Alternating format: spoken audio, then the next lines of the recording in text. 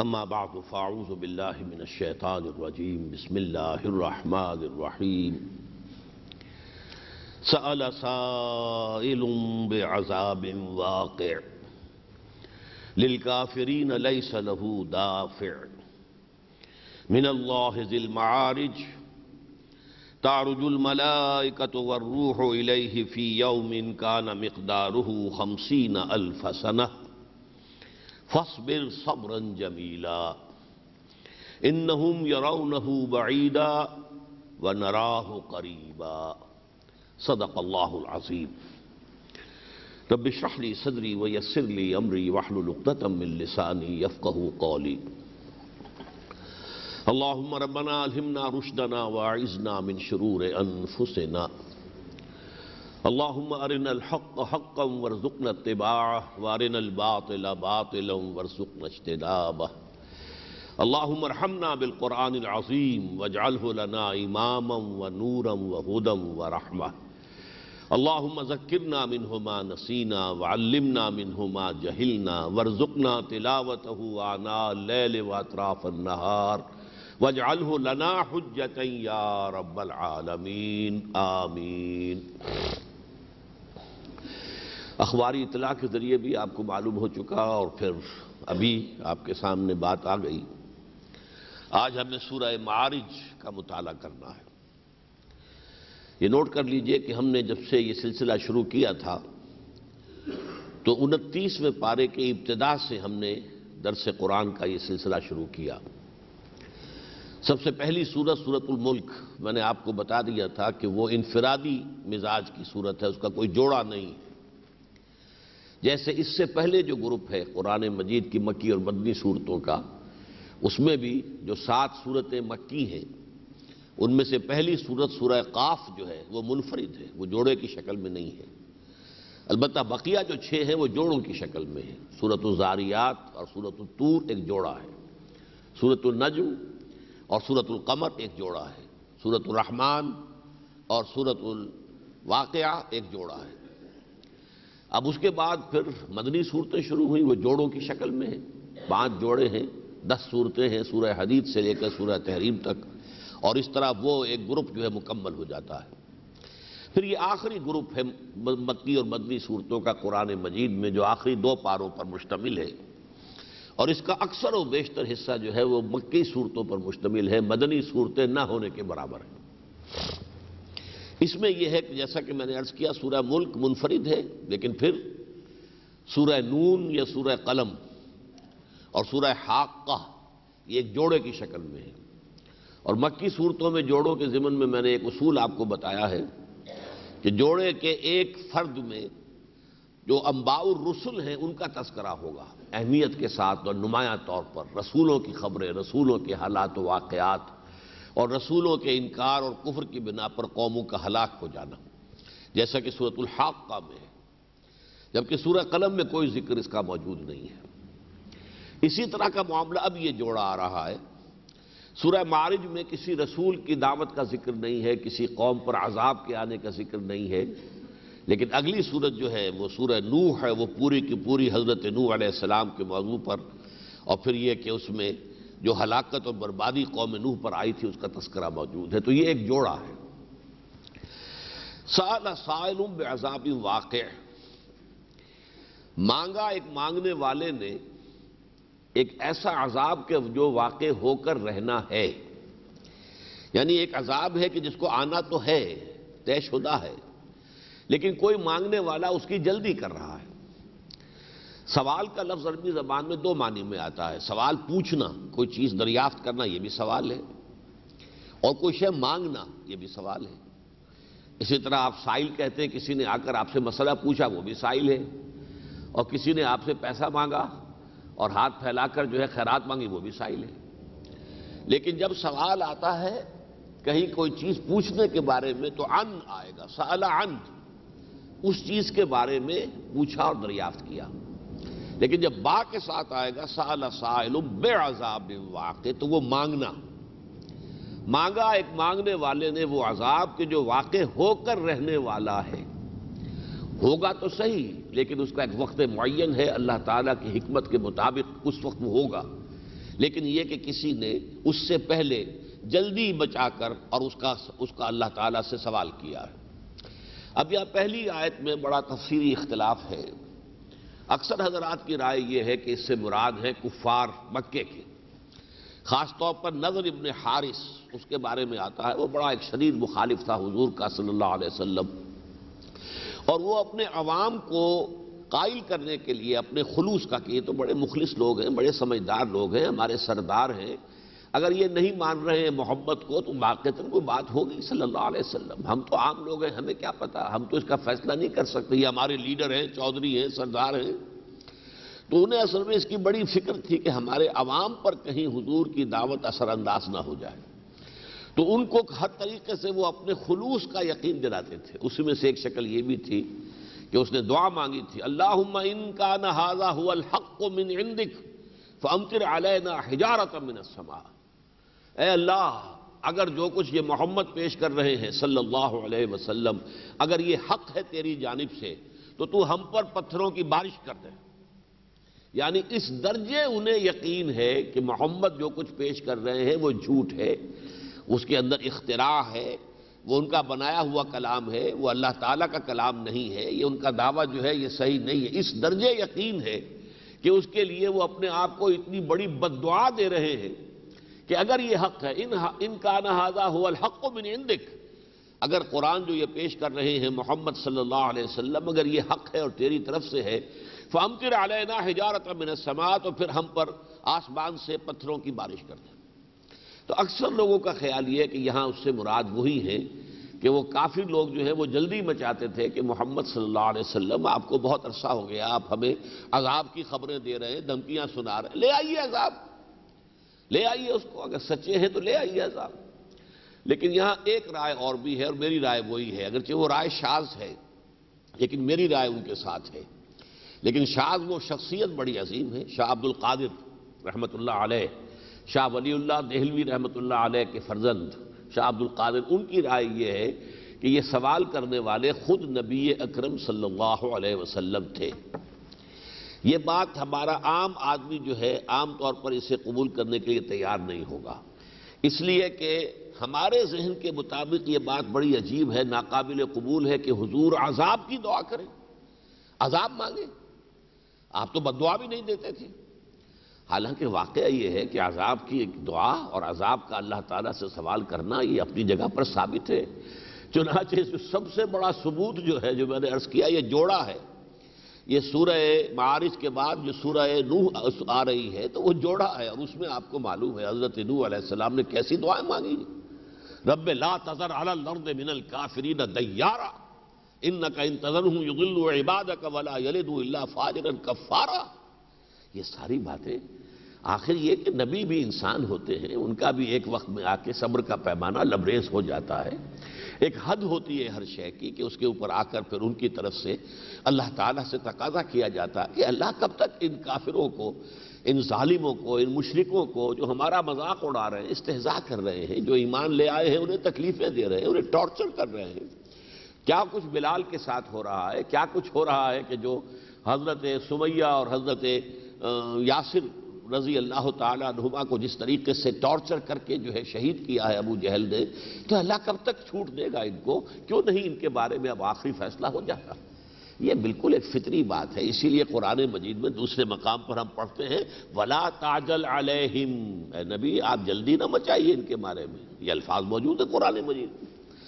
ہمارے ایک حکمت میں ایک وقت معین ہے، اس وقت تک کہ ہم انہیں مہلت دیں گے، آپ کو صبر کرنا ہوگا، آپ کو جھیلنا ہوگا، آپ کو برداشت کرنا ہوگا۔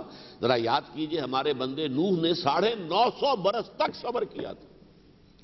یہ تو آخری بات ہو سکتی ہے، ذرا غور کیجئے حضرت نوح علیہ السلام کا، اور ہم کسی طور سے نہ مانتے اگر یہ قرآن کے الفاظ نہ ہوتے، کوئی روایت ہوتی، کوئی اگر تورات کی کوئی روایت ہوتی یا حدیث بھی ہوتی تو بہت کم لوگ اسے تسلیم کرتے کہ 950 برس سورہ عنکبوت کے اندر موجود ہے۔ وَلَقَدْ أَرْسَلْنَا نُوحًا إِلَىٰ قَوْمِهِ فَلَبِثَ فِيهِمْ أَلْفَ سَنَةٍ إِلَّا 50 عاما، ہم نے نوح کو بھیجا اس کی قوم کی طرف تو وہ رہا ان میں 1000 برس سے صرف 50 برس کم، 950 برس رہے۔ تو یہاں پر در حقیقت عذاب مانگنے والے خود محمد الرسول اللہ صلی اللہ علیہ وسلم ہے، جس کا کہ سب سے بڑا ثبوت، یہ میری رائے تو تھی کافی پرانی، لیکن مجھے جب معلوم ہوا کہ یہ تو شاہ عبد القادر رحمۃ اللہ علیہ، واقعہ یہ ہے کہ موضح القرآن جو ہے وہ ان کا بہت بڑا کارنامہ ہے، اور علوم قرآنی کے اندر ان کا بہت اونچا مقام ہے۔ با محاورہ ترجمہ اردو میں تو انہوں نے کیا ہے، باقی سارے تراجم جو بعد میں ہوئے، چاہے وہ شیخ الہند کا ہے رحمۃ اللہ علیہ، سب کے سب ماخوذ ہیں شاہ عبد القادر دہلوی رحمۃ اللہ علیہ کے ترجمے سے۔ یہ شاہ ولی اللہ دہلوی کے دو فرزندوں نے جو ترجمے کیے تھے، دونوں اپنی جگہ پر اپنی اپنی ایک حیثیت اور شان کے اندر واقعہ یہ ہے کہ بے مثال ہے۔ شاہ عبد القادر نے با محاورہ اردو میں ترجمہ کیا، لیکن وہ محاورہ اس وقت کا ہے، آج سے یوں سمجھیے کہ 200 سال پہلے کا محاورہ، اردو کا محاورہ بدلا ہے۔ اس وقت تک جو ہے ہندی کے کافی الفاظ اردو میں مستعمل ہوتے تھے، ہوتے ہوتے اردو جو ہے وہ پالش ہوتی گئی، سنورتی گئی، بنتی گئی، اس کی اپنی جو ہے ادبی روایات بنتی گئی۔ اسی لیے شیخ الہند نے لکھا ہے کہ میں نے صرف یہ کیا ہے، پچھلی صدی میں ترجمہ کیا نا، 100 برس گزر چکے تھے شاہ عبد القادر کے ترجمے کو، تو شیخ الہند رحمۃ اللہ علیہ نے صرف یہ کہتے ہیں کہ میں نے صرف یہ کیا ہے کہ جو محاورے تبدیل ہو گئے ہیں میں نے ان کو جدید محاورے کے مطابق کر دیا، باقی ترجمہ وہی شاہ عبد القادر کا ہے۔ یہ شیخ الہند مولانا محمود الحسن کہہ رہے ہیں۔ تو شاہ عبد القادر کا قول جو ہے وہ ایسا نہیں ہے کہ اس کو آدمی جو ہے رد کر دے اور پھینک دے، معاذ اللہ، یہ بات بڑی وزنی ہے۔ اور میرے لیے تو دیکھیے نظم قرآن کا معاملہ اسی اعتبار سے بہت اہمیت کا حامل ہے۔ اب یہ بات جو سامنے ہمارے آگے کہ یہ جوڑا ہے، اور اس جوڑے میں سے جو اگلا اس کا جو فرد ہے، اس میں کس قدر زبردست دعائیں جو ہیں اللہ تعالیٰ سے کی گئی ہیں، اے اللہ تعالیٰ ان کو جو ہے تباہ برباد کر دے، اور ان کے لیے جو ہے قال نوح رب لا تذر على الارض من الكافرين ديارا انك ان تذرهم يضلوا عبادك ولا يلدوا الا فاجرا كفارا رب اغفر لي ولوالدي ولمن دخل بيتي مؤمنا وللمؤمنين والمؤمنات ولا تزد الظالمين الا تبارا۔ اتنی بڑی دعا بد دعا پہلے کر کے پھر آخر میں جو ہے وہ جذبات جیسے کہ ہیں گویا کہ ٹھنڈے نہیں پڑ رہے ہیں، آپ کا جو اس وقت کی کیفیت جو ہے جس طریقے سے زچ ہو چکے ہیں، جس طرح ستائے گئے ہیں، جس طرح تنگ کیے گئے ہیں، اس کی وجہ سے وہ اندر سے جوش ابل رہا ہے کہ آخر میں پھر وَلَا تَزِدِ الظَّالِمِينَ إِلَّا تَبَارًا، ان ظالموں کے لیے تو سوائے ہلاکت اور بربادی کے اور کسی چیز کا اضافہ مت کر، اور ان میں سے ایک گھر بھی بستا نہ چھوڑ۔ تو نے اگر انہیں چھوڑ دیا تو ان کی نسلوں میں سے بھی کافر ہی اٹھیں گے، اب کوئی توقع نہیں ہے۔ جسے پنجاب کے علاقے میں کہا جاتا بیج مارا گیا، ان کی تو نسلوں کے اندر توقع نہیں ہے کہ آئندہ نسلوں میں بھی کوئی خیر والے لوگ جو ہیں، بھلے لوگ، نیک لوگ اٹھائیں گے۔ معلوم ہوتا ہے کہ ان کی سرشت بگڑ چکی ہے، پوری قوم کی قومی اجتماعی جو ہے سرشت بگڑ چکی ہے۔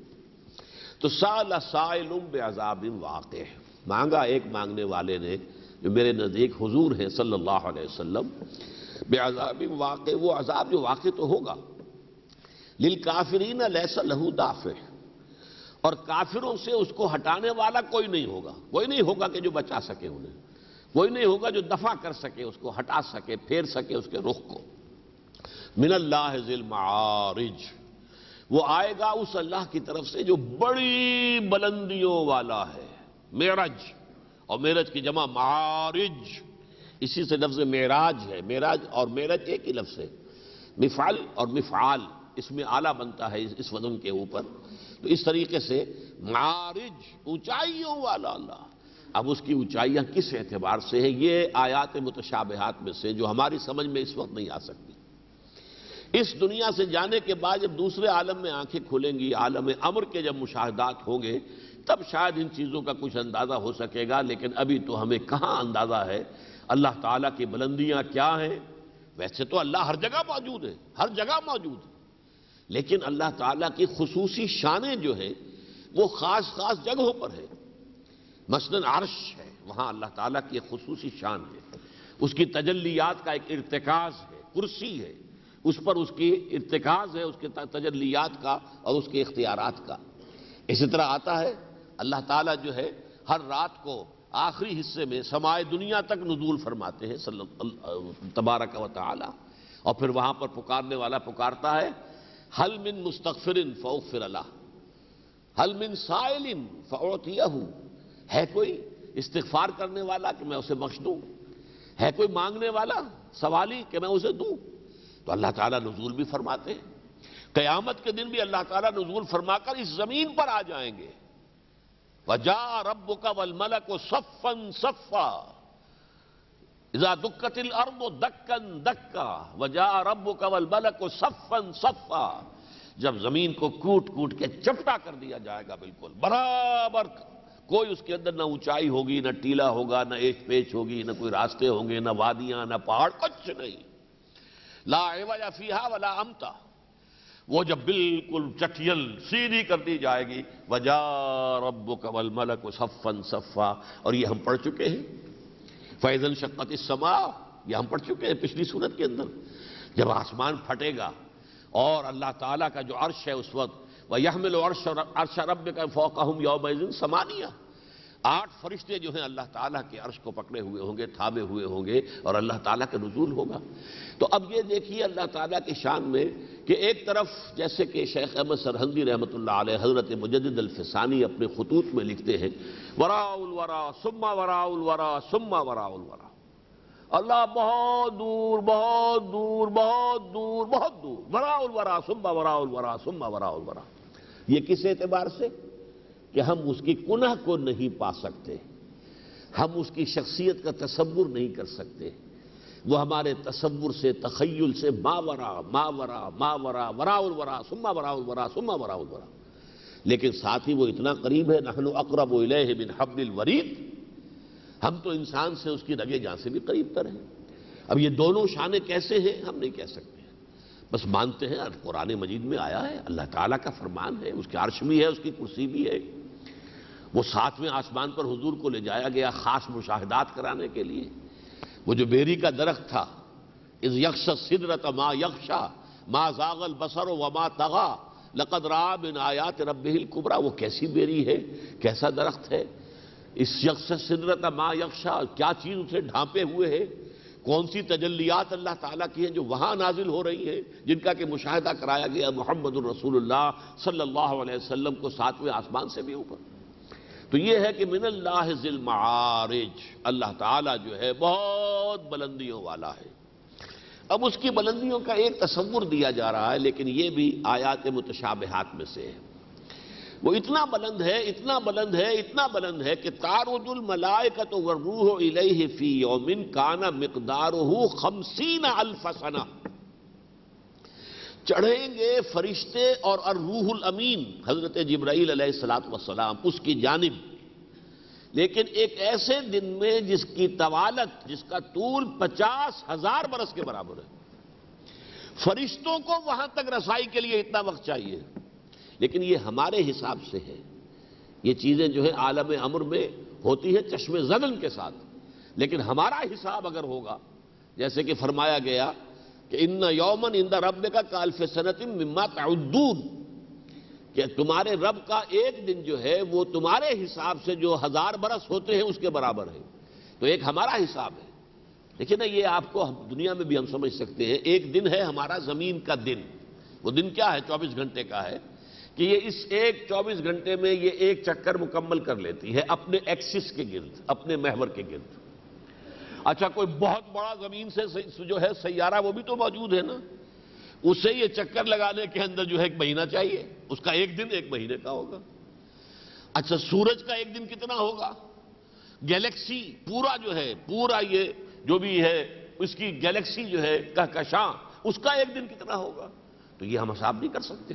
تو یہ دن جو ہے بہت ریلیٹیو ٹرم ہے. اس لیے فرمایا تمہارے حساب سے، تم جو حساب کرتے ہو یہ 7 دن کا ہفتہ، پھر اس کے بعد مہینہ، پھر سال، 365 دن میں سال ہو گیا، تو تمہارے 1000 سال کے برابر اللہ کا ایک دن ہے. یہ مضمون تو قرآن میں 2 جگہ آیا ہے کہ 1000 سال کے برابر اللہ کا دن ہے جو تمہارا حساب ہے اس سے. یہ سورہ سجدہ میں بھی ہے جو حضور ہر جمعے کی صبح کو فجر کی پہلی رکعت میں پڑھا کرتے تھے، اور بہت آپ کو محبت تھی سورہ سجدہ کے ساتھ. اور یہ سورہ حج میں بھی ہے. لیکن یہ کہ یہ اسی ایک مقام پر ہے کہ 50,000 برس کا دن، اس کے بارے میں پھر آراء بڑی مختلف ہے. ایک رائے تو یہ ہے کہ یہ قیامت کا دن ہے. اصل میں قیامت کے دن سے مراد کیا ہے کہ قیامت میں جو نفخے 3 ہونے، نفخہ اولا، ایک زلزلہ اور ایک ہلچل مچ جائے گی.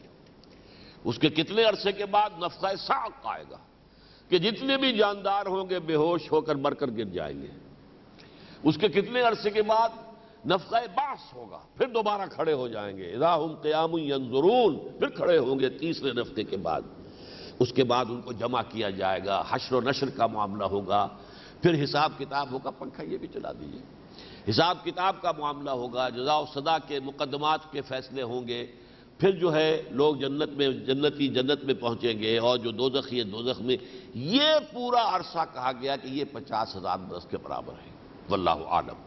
اور اس میں چونکہ ایک حدیث بھی موجود ہے، مسند احمد ابن حنبل کے اندر یہ موجود ہے حضرت ابو سعید خدری سے رضی اللہ تعالی عنہ، کہ اس کے حوالے سے کچھ صحابہ نے حضور سے کہا حضور وہ دن تو پھر بہت لمبا ہوگا، بہت لمبا ہوگا، بہت لمبا ہوگا، 50,000 سال. حضور نے فرمایا کہ ٹھیک ہے وہ ہوگا اتنا لمبا، لیکن اہل ایمان کے لیے وہ ایسے ہوگا جیسے کہ انہوں نے بس ایک فرض نماز ادا کر لی بس. اب یہ ہے انسان کے اپنے احساسات کے بل پر. ایک وقت میں آپ کی طبیعت جو ہے انشراح پر ہے تو آپ کو وقت گزرنے کا پتہ ہی نہیں چلتا، اتنا وقت گزر گیا. آپ ہنسی میں، کھیل میں، لطیفہ گوئی میں اور باتوں کے اندر لگے ہوئے، 4 گھنٹے گزر گئے. وہ 4 گھنٹے گزرنے کا پتہ ہی نہیں چلا. اور ایک وقت ہوتا ہے کسی کا انتظار ہے، الانتظار اشد من الموت. انتظار جو ہے وہ تو موت سے بھی زیادہ شدید ہوتا ہے. وہ ایک ایک لمحہ مشکل سے گزرتا ہے. تو گویا کہ در حقیقت یہ وقت کا جو احساس ہے یہ آپ کی داخلی جو سبجیکٹو حیثیت آپ کی ہوگی اس کے اوپر بھی اس کا دار و مدار ہے کہ کسی وقت وہ وقت جو ہے آپ کو تیزی سے گزرتا ہوا معلوم ہو رہا ہے. وقت تو وہی ہے، وہی سیکنڈ ہے، وہی منٹ ہے، وہی گھنٹہ ہوگا، لیکن یہ ہے کہ وہ ایک وقت میں ایسا گزرا ہے کہ معلوم ہوا کہ کچھ بھی وقت نہیں گزرا. ہم نے یہ سوچا تھا، گزر گئے 4 گھنٹے. اور کبھی ایسا ہوتا ہے کہ مشکل سے اتنا وقت گزر گیا لیکن ابھی تو 10 منٹ ہی گزرے ہیں کل، اور ہم جو ہے انتظار کر کر کے تھک گئے. تو بہرحال حضور نے فرمایا کہ یہ ہوگا تو بہت لمبا 50,000 سال کا دن، لیکن یہ کہ وہ دن جو ہے وہ اہل ایمان کے لیے بالکل ایسے ہی ہوگا کہ جیسے ایک فرض نماز ادا کر لی جائے. واللہ عالم. میں پھر عرض کروں گا کہ یہ آیات متشابہات میں سے ان کے بارے میں کوئی حتمی بات کہنا ہمارے لیے فی الحال ممکن نہیں ہے. فاصبر صبرا جمیلا، اصل بات یہ آئی. اب تو اے نبی آپ صبر کیجئے، اور صبر بھی بڑا خوبصورتی والا صبر، بہت عمدہ صبر. جلدی نہ مچائیے. ولا تعجل علیہم، ان کے بارے میں آپ جلدی فیصلہ نہ چاہیں. فاصبر صبرا جمیلا، یہ سورہ مزمل میں بھی آیا ہے. فاصبر صبرا جمیلا، یہاں بھی آیا ہے. صبر کیجئے، جھیلیے، برداشت کیجئے، جلدی نہ کیجئے، جلدی نہ مچائیے. جیسے کہ ہم دیکھتے ہیں وَمَحِّلْهُمْ، اے نبی صلی اللہ علیہ وسلم آپ ان کو ذرا مہلت دیجئے. امہلہم، انہیں مہلت دیجئے. تو یہ سارا چیزیں جو ہے یہ قرآن مجید میں آیا ہے کہ ابھی ہماری حکمت میں، ہمارے علم میں، ہمارے فیصلے میں جو وقت معین ہے عذاب کے آنے کا اور آخری فیصلے کا، اسی وقت وہ عذاب آئے گا، اس سے پہلے نہیں آئے گا. لہذا آپ صبر کیجئے. آپ کا کام یہ ہے کہ آپ اپنا کام کرتے رہیے. کوئی سنے نہ سنے، کوئی آپ کی بات قبول کرے نہ کرے، اس سے آپ کو کوئی بحث نہیں. جو نہیں قبول کر رہا وہ اپنی عاقبت برباد کر رہا ہے، وہ اپنے لیے جہنم تیار کر رہا ہے. جو قبول کر رہا ہے وہ اپنے لیے دنیا کی جو اصل زندگی ہے اس میں روح و ریحان و جنت و نعیم کا سامان کر رہا ہے. یہ ان کا معاملہ ہے. آپ کا کام یہ کہ آپ صبر کے ساتھ، استقلال کے ساتھ، مداومت کے ساتھ اپنی اس دعوت اور تبلیغ میں لگے رہیے. فاصبر صبرا جمیلا انہم یرونہ بعیدا ونراہ قریبا. میرے نزدیک یہاں پر ضمیر جو ہے وہ قیامت کے دن کے لیے ہے، جس کے لیے آیا ہے کہ 50,000 برس کا ہوگا. یہ لوگ اسے دور دیکھ رہے ہیں اور ہم اسے بالکل قریب دیکھ رہے ہیں، ہمارے سامنے موجود ہے. اب یہ بھی دیکھیے ریلیٹو ٹرم ہوتی ہے. ہوائی جہاز اگر ذرا چل رہا ہو لو لیول پر تو آپ نے دیکھا کہ آپ کو حیدرآباد نظر آ گیا، اور اس کے ساتھ ہی دوسرے وہ آگے جو ہے وہ ٹھٹھا بھی نظر آ رہا ہے. لیکن ابھی ہوائی جہاز کو بھی ٹھٹھے تک پہنچنے میں چند منٹ لگیں گے. لیکن یہ ہے کہ جو اوپر بیٹھا ہوا ہے اسے تو نظر آ رہا ہے، ہمیں نظر نہیں آ رہی قیامت، لیکن اللہ کے سامنے ہے، اللہ کی نگاہوں کے سامنے موجود ہے. انہم یرونہ بعیدا. اب یہ بھی نفسیاتی ایک مسئلہ ہے کہ ہم بھی اگرچہ قیامت کو مانتے ہیں لیکن آپ کو معلوم ہے کہ ہر شخص جو ہے اس کے تصور کو اپنے ذہن سے دور ہی رکھنا چاہتا ہے. قیامت تو دور کی بات ہے، موت کو بھی نہیں سوچنے کو تیار. چاہے اپنے کسی عزیز کو اچھا بھلا تھا اور صحت مند تھا، اچانک ہارٹ اٹیک ہوا ہے اور آپ جا کر اسے قبر میں اتار آئے ہیں، ذرا سی جھرجھری تو آتی ہے تھوڑی دیر کے لیے کہ بھائی یہ معاملہ جو ہے واقعی اس دنیا سے جانا ہے، جیسے یہ گیا ہمیں بھی جانا ہے، آج وہ کل ہماری باری ہے۔ لیکن اس کے بعد آ کے پھر اپنے دھندوں میں، اپنی مصروفیات میں، اپنے مشاغل میں پھر لگ کر بھول گئے موت کو، جیسے کہ موت ہمیں نہیں آنی، انہیں آئی ہے، جو آئی ہے، جس کو آئی ہے، ہمیں نہیں آئے گی۔ تو یہی معاملہ قیامت کا ہے۔ قیامت کو تسلیم کرنے کے لیے لوگ تیار نہیں ہیں۔ کیوں تیار نہیں ہیں؟ آگے سورہ قیامہ میں اس کی تفصیل آئے گی کہ یہ اس لیے نہیں تیار ہیں، بل یرید الانسان لیفجر امامہ، وہ جو جس حرام خوری کی عادت پڑ گئی ہے وہ چھوڑنے کو تیار نہیں ہے۔ قیامت کو ماننے کے حساب کتاب ہوگا، جزا و سزا ہوگا تو حرام خوری چھوڑنی پڑتی ہے پھر، لیکن وہ حرام خوری کی اتنا انسان خوگر ہو چکا ہے کہ چھوڑنے کو تیار نہیں، اس لیے وہ اس تصور ہی کو اپنے سے دور رکھتا ہے۔ جیسے کہ اگر کوئی بلی جو ہے کبوتر پر جھپٹ رہی ہو تو وہ کبوتر اپنی آنکھیں بند کر لیتا، اس لیے کہ وہ تاب نہیں لاتا کہ بلی کو اپنے اوپر جھپٹتے ہوئے دیکھے، حالانکہ معلوم ہے کہ اس سے کوئی بلی معدوم تو نہیں ہو جائے گی، بلی تو اس کی گردن آ کر دبوچے گی، لیکن یہ کہ وہ اس وقت جو ہے کم سے کم اپنے تصور سے دور رکھنے کے لیے آنکھیں بند کرتا ہے۔ تو انسان موت سے اور آخرت سے آنکھیں بند کرنے میں عافیت سمجھتا ہے۔ انہم یرونہ بعیدا ونراہ قریبا، اب اس قیامت کا ایک نقشہ کھینچا گیا، یوم تکون السماء کالمہل۔ یہ جو چھوٹی صورتیں ہیں قرآن مجید کی، عربی لغت کے اعتبار سے یہ مشکل ترین صورتیں ہیں۔ بڑی بڑی طویل مکی صورتیں، طویل مدنی صورتیں وہ آسان لینگویج کی ہیں، اس میں لغت کا جو ہے ووکیبلری کا بڑا مسئلہ آ جاتا ہے۔ اب مثلا محل ہے، محل کی کئی تعبیرات آپ کو مل جائیں گی۔ تیل کی تلچھٹ، جب آپ تیل کو صاف کرتے تو نیچے جو گدلی سی چیز رہ جاتی ہے وہ محل ہے۔ یا یہ کہ پگھلا ہوا تانبا، یوم تکون السماء کالمہل، جس دن کے آسمان ایسے ہو جائے گا جیسے کہ پگھلا ہوا تانبا ہو۔ اور سورہ رحمان میں کہا گیا وردتن کالدہان، وہ بالکل جو ہے جیسے وہاں تیل کے بارے میں خاص طور پر دہن کہتے ہی تیل کو ہے، جیسے تیل کی تلچھٹ ہوتی ہے سرخی مائل، ویسا ہی آسمان ہو جائے گا۔ اور لیکن ایک یہ کہ اس کو یہ بھی کہا گیا کہ تانبا پگھلا ہوا۔ یوم تکون السماء کالمہل وتکون الجبال کالعہن، اور یہ پہاڑ جو ہے یہ دھنکی ہوئی اون کے مانند ہو جائیں گے، جیسے روئی کہہ لیں، ہمارے ہاں روئی کا زیادہ ایک تصور ہے دھنکنا جو ہے، لیکن اون کو بھی دھنکا جاتا ہے اور پھر اس کے جو ہے اس کے وہ اون کا جو ہے وہ بنتا ہے اور تاگا بنتا ہے اس کا، تو اس اعتبار سے جو ہے وہ اس کو بھی کہا گیا تکون الجبال کالعہن، یعنی یہ کہ یہ ٹھوس جو نظر آتے ہیں۔ وَتَرَى الْجِبَالَ فَتَحْسَبُهَا جَامِدَةً وَهِيَ تَمُرُّ مَرَّ السَّحَابِ، تم پہاڑوں کو دیکھتے ہو اور تمہیں نظر آتا ہے بڑے ٹھوس ہیں، بڑے ٹھوس ہیں، بڑے ٹھوس ہیں، لیکن اس دن وہ ایسے چل رہے ہوں گے جیسے بادل چل رہے ہوتے ہیں۔ اور بادلوں کا تصور ظاہر بات ہے کہ آج سے 200 سال پہلے لوگوں کو کیا ہوگا۔ آج آپ کو معلوم ہے، آپ ہوائی جہاز جاتے ہیں، ہوائی جہاز چیرتا ہوا جاتا ہے بادل کو، بادل ہے اس میں سالڈ شے کوئی نہیں ہے، کوئی شے نہیں ہے کہ جو جہاز کے لیے رکاوٹ بن سکے۔ یا جب بلندی سے اترتا ہے تو ایک تہ جو ہے بادلوں کی گزر گئی، پھر آپ درمیان میں آ گئے، پھر ایک اور تہ آ گئی، تہ بر تہ جو ہے وہ بادلوں کے جو ہے وہ وہاں پر آپ کو نظر آئیں گے، ایک لحاف، دوسرا لحاف، تیسرا لحاف اور درمیان میں خلا، جیسا کہ وہ ہے۔ وہی تمر مر السحاب، وہ ایسے چلیں گے جیسے کہ بادل چلتے ہیں۔ اور اس کا جو ہے میں یاد آپ کو کرا دوں، اس کا نقشہ میں نے اپنی آنکھوں سے دیکھا ہے، اس لیے کہ 11 ستمبر کو جو کچھ نیو یارک میں ہوا تھا، کچھ اتفاق ایسا ہوا تھا کہ میں عام طور پر عصر کی نماز اپنی پڑھ کر 4:45 بجے نماز ہوتی تھی، تو آ کر پھر میں ٹیلی ویژن پر 5 بجے کی جو خبریں ہیں BBC کی وہ دیکھا کرتا ہوں۔ میں نے آ کر BBC لگایا اور وہ قیامت صغریٰ برپا تھی، وہ ورلڈ ٹریڈ سینٹر، اس کے ٹوئن ٹاورز، ان میں سے ایک کے اندر آگ لگی ہوئی تھی، اور چیخ چیخ کر جو ہے وہ جو اناؤنسر تھی وہ کہہ رہی تھی کہ یہ قیامت صغریٰ آ گئی ہے، یہ ہو گیا ہے۔ اور پھر میری نگاہوں کے سامنے دوسرا جہاز آیا، میں نے خود دیکھا، 10,000 میل کے فاصلے سے میں نے دیکھا کہ وہ جہاز آ رہا ہے، آ کر اس نے دوسرے ٹاور کو ہٹ کیا۔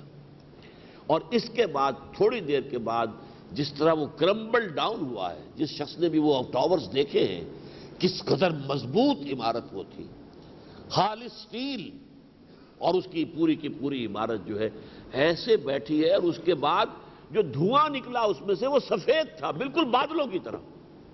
میں نے بالکل وہی بترل جبالا، اور تم جب پہاڑوں کو دیکھتے ہو تحسبها جامدتن، تم سمجھتے ہو بڑے ٹھوس ہیں، نگر ہیں، یہ کہاں ہلیں گے، یہ کوہ ہمالیہ کیسے ہلے گا اپنی جگہ سے؟